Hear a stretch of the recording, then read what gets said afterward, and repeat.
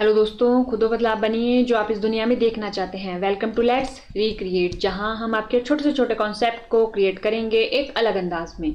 Today's our recreation is, देखिए आज हम डिस्कस करेंगे सिलेबस को। तो देखिए बात आती है, अब हम सिलेबस डिस्कस करेंगे तो किसका डिस्कस करेंगे। तो देखिए जैसा कि आपको पता है, Himachal Pradesh public service commission द्वारा नोटिफिकेशन आउट की गई है हिमाचल प्रदेश पुलिस के लिए। ठीक है, इसके लिए नोटिफिकेशन आउट की गई है।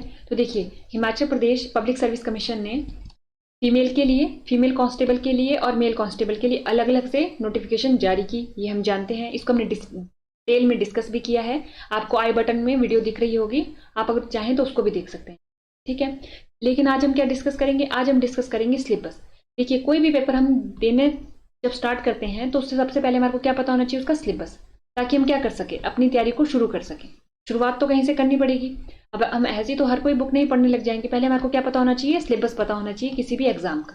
उसके बाद हम अपनी तैयारी को डिवाइड करते हैं कि कैसे कैसे हमारे को तैयारी करनी है और कैसे कैसे हम उस पेपर तक पहुंच सकते हैं, अपनी मंजिल तक पहुंच सकते हैं। ठीक है, अब देखिए अगर हम देखें हमें सिलेबस डिस्कस करने की इसकी जरूरत क्यों पड़ी, क्योंकि आप देखेंगे कि Himachal Pradesh state service commission जो है वो क्या हुआ था, 2 साल पहले भंग हो गया था। ठीक है, भंग हो गया था। उसके बाद इसके जो सारे के सारे पेपर है अब कौन कंडक्ट करा रहा है, Himachal Pradesh public service commission conduct करवा रहा है। यानी कि सबसे पहला बदलाव तो क्या हो गया, हम बात करेंगे चेंजेस की, बदलाव की, जो जो हमारे को चेंजेस बदलाव देखने को मिलेंगे या मिल रहे हैं अब। ठीक है, तो देखिए सबसे पहला तो बदलाव यही हो गया कि हमारा क्या हो गया, कमीशन चेंज हो गया। पहले हमारा जो कमीशन था वो था HPSSC। ठीक है, अब जो कंडक्ट करा रहा है पुलिस का पेपर वो Himachal Pradesh public service commission. ठीक है, तो अगर हम देखें ये चेंज हो गया। तो देखिए ये जो पहले स्थित था वो कहाँ था, हमीरपुर में था, और ये जो स्थित है हमारा वो कहाँ है, हमारा शिमला में है। तो सबसे पहला बदलाव तो आपको यहीं देखने को मिल गया कि जो इस बार पेपर कंडक्ट करवाएगा वो कौन करवाएगा, Himachal Pradesh public service commission. तो यानी कि जब कमीशन बदला है तो उसके ने पेपर को देने का अंदाज भी उसका थोड़ा सा तो बदल जाएगा, क्योंकि हर कमीशन का क्या होता है, अपना एक अंदाज होता है पेपर को देने का, पेपर पेश करने का स्टूडेंट के सामने। ठीक है, अब देखिए अगर हम देखें कि जो हमारा HPSSC जो पहले क्या करता था, पेपर कंडक्ट करवाता था 1 डे कम्पिटिटिव एग्जाम। ठीक है, उसमें क्या क्या थे, क्लर्क, JOIT, TGT, पुलिस, जो 1 डे कम्पिटिटिव एग्जाम थे। ठीक है, उनको ये कंडक्ट करवाता था। ठीक, और उस वक्त ये क्या करता था, Himachal Pradesh public service commission ये करता था HGS, अलाइड, नायब तहसीलदार, ठीक है, जो ऊंची पोस्ट वाले पेपर है उसको ये कंडक्ट करवाता था। यानी कि अब हमारा जो पुलिस का पेपर है वो कहाँ को शिफ्ट हो गया है, इस तरफ को शिफ्ट हो गया है। यानी कि इसका अपना अंदाज था, इसका अपना अंदाज है। ठीक है, अब देखेंगे अगर हम कि ये कैसे पेपर पहले देते थे। तो देखिए ये जो पेपर देता था HPSSC उसमें नेगेटिव मार्किंग नहीं होती थी। मोस्ट ऑफ द पेपर में क्या होता था, नेगेटिव मार्किंग होती ही नहीं थी। ठीक है, और इनका शुरू से ही क्या है कि इसमें नेगेटिव मार्किंग होती है। क्या होती है, नेगेटिव मार्किंग हर पेपर में होती है। उसके बाद देखिए HPSSC पहले भी क्या पूछता था, फैक्ट बेस्ड क्वेश्चन पूछता था। लेकिन इनके फैक्ट क्या होते थे, स्टेटमेंट होती थी, 4 ऑप्शन होते थे और आपको सॉल्व करना होता था। 4 ऑप्शन होते थे और सॉल्व करना होता था, यानी सिंपल फैक्ट होते थे इनके। फैक्ट तो ये भरपूर पूछता था, ये फैक्ट भरपूर पूछता था, लेकिन वो सिंपल फैक्ट होते थे, 1 लाइनर होते थे। अब देखिए ये क्या करता था पहले, 2015 से पहले तो ये भी सिंपल फैक्ट पूछता था, एक स्टेटमेंट होगी, उसके 4 ऑप्शन होंगे। ठीक है, लेकिन अब 2015 के बाद इसने क्या करना स्टार्ट कर दिया, एक क्वेश्चन है उसमें 4 ऑप्शन होंगे, वो सिंपल क्वेश्चन नहीं, आंसर नहीं होंगे, उसमें भी स्टेटमेंट्स होगी। और स्टेटमेंट में क्या किया होगा, फेरबदल किया होगा। यानी इसने क्या कर दिया, फैक्ट तो पूछे लेकिन फैक्ट को थोड़ा और ट्रिकी कर दिया। ठीक है, ये करता था पहले से ही। तो अब हम उम्मीद कर सकते हैं कि जो हमारा पुलिस का पेपर होगा वो फैक्ट बेस होगा। फैक्ट होगा प्लस उसमें क्या होगा, थोड़ा ट्रिकी होगा, फैक्ट प्लस ट्रिकी, ये हो सकता है। क्योंकि अगर आप देखेंगे जो PGT के जितने भी पेपर है वो इस बार किसने कंडक्ट कराए, Himachal Pradesh public service commission ने कंडक्ट करवाए। तो उसमें क्या था, उसमें फैक्ट भरपूर पूछे गए थे। क्या पूछे गए थे, फैक्ट भरपूर पूछे गए थे। तो हमारे को फैक्ट की तरफ भी ध्यान देना है। अब देखिए अगर हम ये देखिए, इन्होंने क्वेश्चन देते थे और उसके क्या होते थे, 4 ऑप्शन होते थे। ये इनका स्टाइल था हिमाचल प्रदेश इसका HPSSC का। ठीक है, इसका था कि 4 ऑप्शन होते थे। लेकिन अब Himachal Pradesh public service commission ने क्या किया, अगर हम HAS और अलाइड की बात करेंगे उसमें तो 4 ही ऑप्शन देता है आज भी है। लेकिन अगर हम PGT के पेपर देखें तो उसमें 5 ऑप्शन दिए। कितने ऑप्शन दिए, 5 ऑप्शन दिए। और जो पुलिस का पेपर है उसमें भी क्या लिखा गया है, अगर आप नोटिफिकेशन देखेंगे जो जारी की गई है इनके द्वारा, HPPSC द्वारा, तो उसमें क्या बताया गया है कि 5 ऑप्शन होंगे। अब 5 ऑप्शन का क्या है कि मान लीजिए कि आपको क्वेश्चन नहीं अटेम्प्ट करना है, अगर आपको आता है तो A, B, C, D में से एक के ऊपर टिक कीजिए। ई को टिक नहीं करना है अगर आपको आता है, क्योंकि ऑप्शन जो होंगे वो A, B, C, D में ही होंगे। ठीक है, और अगर आपको मान लीजिए क्वेश्चन अटेम्प्ट नहीं करना है तो आपको ई को फिल करना पड़ेगा ब्लैक या बॉल ब्लू पेन से, जिससे भी आपने पेपर अटेम्प्ट करना है। इसको मान लीजिए आपने ये ई अटेम्प्ट नहीं किया, ई को फिल नहीं किया, ई को भी फिल नहीं किया और क्वेश्चन भी नहीं किया, तो क्या हो जाएगा, आपका जो नंबर है वो नेगेटिव लग जाएगा आपको। यानी कि आपको ये भी मैनेज करना है। देखिए यहाँ पर क्या हो गया कि मैनेजमेंट जो है वो टाइम मैनेजमेंट भी अब चेंज हो जाएगी, क्योंकि एक तो फैक्ट बढ़ जाएंगे, दूसरा ऑप्शन भी बढ़ रहा है, ई ऑप्शन आ गया है, तो आपको क्या करना पड़ेगा, टाइम जो है वो ठीक ढंग से मैनेज करना सीखना पड़ेगा। ठीक है, अब उसके बाद अगर हम देखें, अब देखिए जो पहले हिमाचल प्रदेश जो पुलिस का पेपर आता था कांस्टेबल का, वो 80 मार्क्स का आता था और कितने आवर का होता था, 1 घंटे का होता था।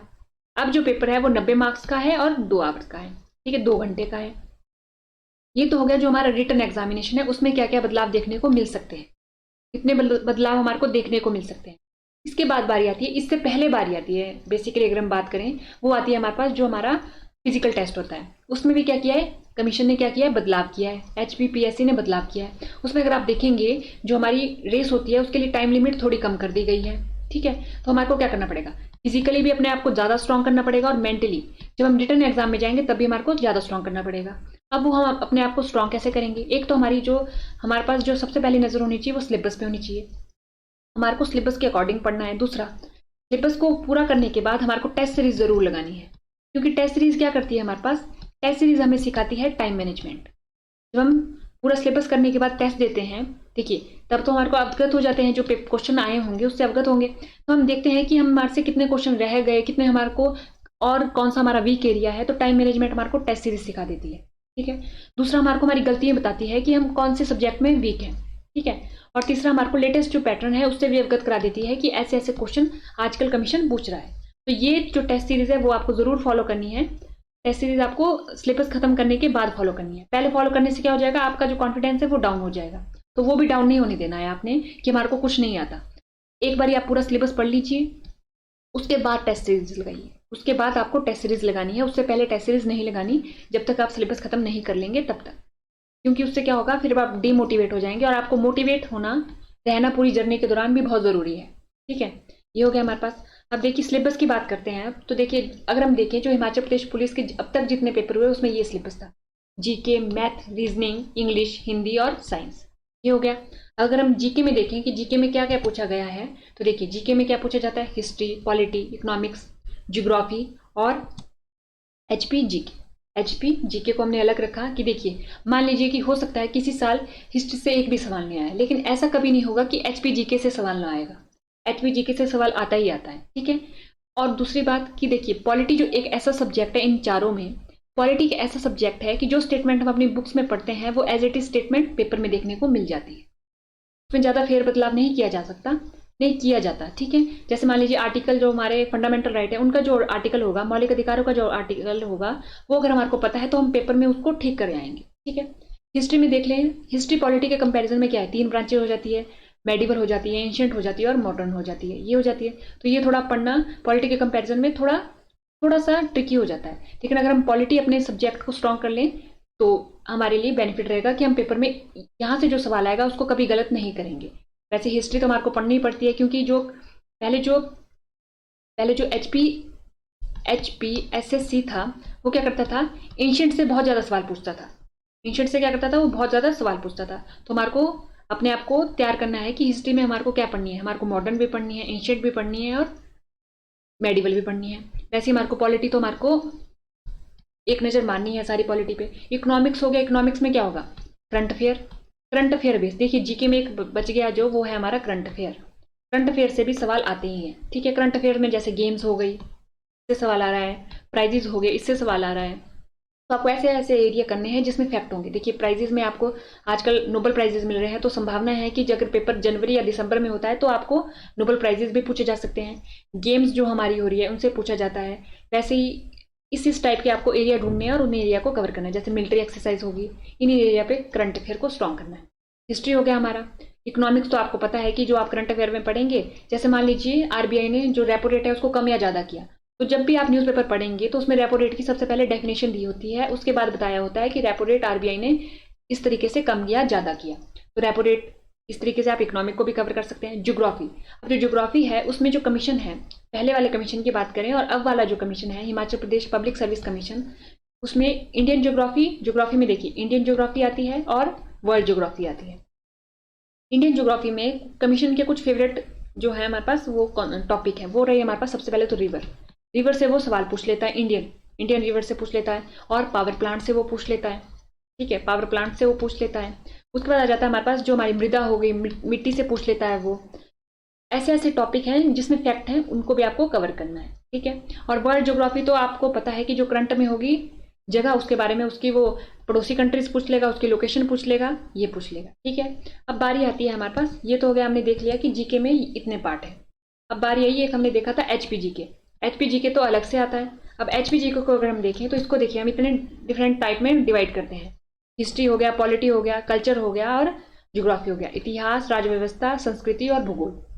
हिस्ट्री में राजाओं के नाम पूछ लेगा, उसको अरेंज कीजिए, मतलब उनको उनके कालक्रम के अनुसार अरेंज कीजिए। पॉलिटी में उसका सफर पूछ लेगा, 1948 से लेकर 1972 तक का सफर बताइए, और बताइए कि जो जो मूवमेंट चले थे वो मूवमेंट्स के बारे में पूछ लेगा। संस्कृति में देखिए, संस्कृति में टेम्पल पूछ लेगा, ठीक है, डांसेस पूछ लेगा, ड्रामा पूछ लेगा, डांसेस, ड्रामा, बुक्स, ये सब कुछ क्या पूछ लेगा वो, ये पूछ सकता है इससे संस्कृत से। और ज्योग्राफी, ज्योग्राफी में रिवर, लेक्स। अब देखिए जो पहले हमारा जो कमीशन था HPSSC, वो हिमाचल प्रदेश के जो सवाल पूछता था वो सिंपल पूछता था कि मान लीजिए सतलुज नदी है, वो कहाँ से एंटर करती है, ठीक है, शिपकिल्ला से एंटर करती है, सबको पता है, ये टिक हो जाता था, ठीक है। उस समय के अकॉर्डिंग ये क्वेश्चन भी टफ होते थे, लेकिन आज के अकॉर्डिंग ये क्वेश्चन हमारे को ईजी लगेगा। फिर उसके बाद अब HPPSC क्या करता है, वो मैप बेस्ड सिस्टम पे चला गया है। जब ज्योग्राफी की बात करते हैं, वो सिंपल कोई सवाल नहीं पूछ रहा है, मैप पे बेस्ड पूछ रहा है कि नॉर्थ से साउथ अरेंज कीजिए, साउथ ईस्ट से वेस्ट अरेंज कीजिए, ठीक है। तो हमारे को ज्योग्राफी पढ़नी है तो हमारे को मैप बेस्ड तरीके से पढ़नी है, सिंपल किताबों से नहीं पढ़नी है। मैप सबसे पहले हमारे को मैप नजर आना चाहिए किसी भी चीज का। अगर हम रिवर पढ़ रहे हैं, मान लीजिए हम सतलुज पढ़ रहे हैं, तो हमारे को सतलुज का मैप अपनी आंखों के सामने नजर आना चाहिए कि हिमाचल प्रदेश में जो सतलुज का सफर है वो ऐसे ऐसे तय होता है, ठीक है। तब उसके अकॉर्डिंग हमारे पास हम HPPF कवर कर सकते हैं। उसके बाद बारी आती है हमारे पास, ये हो गया हमारे पास। अब बारी आई हमारे पास मैथ की। तो देखिए मैथ का तो वही है जो हमारे पास 10th लेवल तक का मैथ है। संख्या प्रणाली हो गया, HCF, LCM हो गया, औसत निकालना, अनुपात, समानुपात, समय और काम, समय और दूरी, ट्रेनों में जो समस्या है, जो ट्रेन में प्रॉब्लम्स आती है, कोई आगे चल रही है, कोई पीछे चल रही है, तो वो पूछी जाती है। साधारण ब्याज हो गया, चक्रवृद्धि ब्याज हो गया, लाभ और हानि हो गया, वैसे वैसे जो 10th तक के सिलेबस हैं उसमें पूछा जाता है, उसमें से पूछ लिया जाता है जो अगर हमने प्रीवियस ईयर देखे अगर हम, ठीक है। ये हो गया हमारे पास। अब उसके बाद रीजनिंग आ जाती है। तो देखिए रीजनिंग में ranking and order, blood relation आ जाते हैं हमारे पास। डायरेक्शन पूछ जाती है कि कोई इतने मीटर यहाँ को चला, फिर इतने मीटर यहाँ को चला, अब बताइए कि उसकी ओरिजिनल पॉइंट से कौन सी दिशा में है, ऐसे सवाल पूछ लेते हैं। मिसिंग नंबर, नंबर दे दिए होंगे कि इसके बाद कौन सा नंबर आएगा। फिर रीअरेंजमेंट करनी होती है कि गोलक टेबल में लोग 6 लोग बैठे हैं, यहाँ पर ये नॉर्थ में बैठा है, साउथ में बैठा है, तो इसके दाएं कौन है, इसके बाएं कौन है, तो ऐसे सवाल भी पूछ लिए जाते हैं, ठीक है। ये हो गया हमारे पास। अब बात करें इंग्लिश की, तो देखिए इंग्लिश में ये सिलेबस है, idiom, phrasing, filling the blanks, correct spelling देखनी होती है, error, one word substitution, 10th level की जो इंग्लिश है वो पूछी जाएगी। अब उसके बाद बारी आती है हमारे पास हिंदी की। तो हिंदी में अगर हम देखें तो देखिए समानार्थी, विपरीत अर्थक शब्द, मुहावरे, वाक्यांश, लोकोक्ति, संधि विच्छेद, संज्ञा, सर्वनाम, विशेषण, पर्यायवाची शब्द, ये सारे के सारे क्या पूछे जाते हैं, हिंदी में पूछे जाते हैं। देखिए है तो 10th लेवल का सिलेबस, लेकिन हमारे को पढ़ना थोड़ी और डिटेल में पड़ता है। बाकी रही हमारी साइंस जो 10th लेवल तक की है, जिसमें हमारे को साइंस को भी थोड़ा बेसिक हमारे को साइंस के ज़्यादा आने चाहिए। जो बेसिक ही हमारे को नहीं आते, साइंस जो होती है वो या तो बच्चों को बिल्कुल ही आती है या तो किसी को बिल्कुल भी नहीं आती, ऐसा होता है। इसमें बीच का कोई नहीं आता कि जिसको 50-50 आती है। तो हमारे को क्या करना है, साइंस के हमारे को चैप्टर वाइज देखना है कि कौन से चैप्टर से हमारे को, जैसे मान लीजिए विटामिन हो गया, उनके नाम सब हमारे को पता होना चाहिए। कौन सी किसकी कमी से कौन सा रोग होता है वो भी हमारे को पता होना चाहिए। ह्यूमन आइज हमारे को पता होने चाहिए। ये जो भी हमारे पूरे के पूरे साइंस के हमारे को टॉपिक कवर करने होते हैं, क्योंकि इसमें साइंस अलग से आता है। क्या आता है, जैसे HPGK का क्वेश्चन कमीशन कभी नहीं छोड़ेगा, वैसे ही साइंस का क्वेश्चन कमीशन कभी नहीं छोड़ेगा। साइंस के क्वेश्चन आएंगे ही आएंगे और HPGK के क्वेश्चन भी आएंगे ही आएंगे। इसके अलावा मैथ, रीजनिंग, इंग्लिश, हिंदी, ये तो आने ही आने हैं। बाकी क्या होगा, हमारा पेपर बाइलिंगुअल होगा कि जैसे GK है, मान लीजिए हिस्ट्री है, वो हमारे को हिंदी में भी लिखी होगी स्टेटमेंट और इंग्लिश में भी लिखी होगी।